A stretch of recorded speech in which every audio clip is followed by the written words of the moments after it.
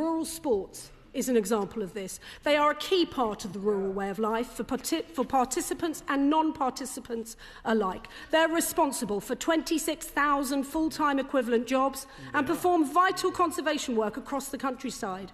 Wander down a rural high street and you will see shops selling clothing and equipment for rural sports, as well as farriers, gun makers, saddlers and others dotted around the countryside.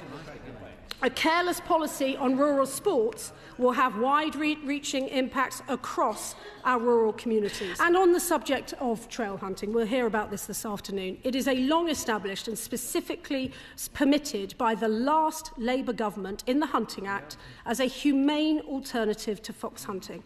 It is rightly a criminal offence to break the terms of the Hunting Act, and any such criminal offences should be enforced rigorously. Indeed, there have been 416 convictions in the last 15 years.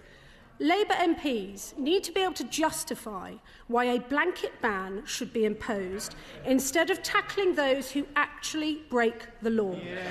If they are to have intellectual consistency, do they advocate the banning of driving on the basis that some people speed? Of course not.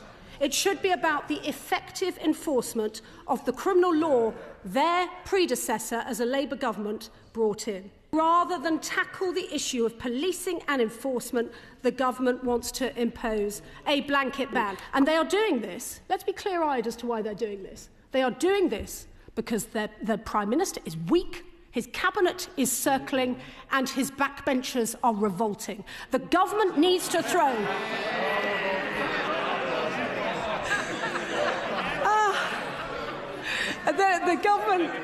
The government needs to throw some red meat to them, and so they are coming after lawful rural sports.